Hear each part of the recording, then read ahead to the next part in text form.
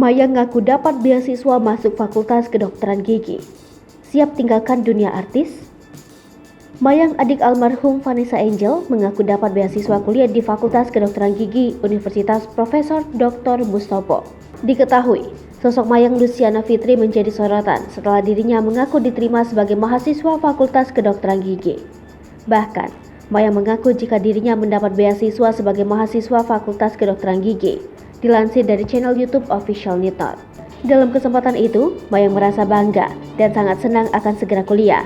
Pasalnya, Fakultas Kedokteran Gigi Universitas Profesor Dr. Mustopo merupakan salah satu yang terbaik di Indonesia.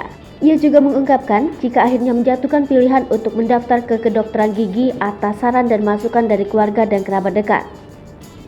Mayang mengaku dirinya dapat kuliah di Fakultas Kedokteran Gigi Universitas Profesor Dr. Mustopo lantaran mendapatkan beasiswa. Oleh sebab itu, Mayang merasa dirinya harus benar-benar serius menyelesaikan pendidikannya. Lebih jauh, Mayang mengaku jika dirinya akan lebih mementingkan pendidikan kuliahnya dan mengurangi aktivitasnya di dunia hiburan tanah air. Mayang menyebut sang ayah, Dodi Sudrajat, selalu mendukung dirinya, terlebih untuk masalah pendidikan.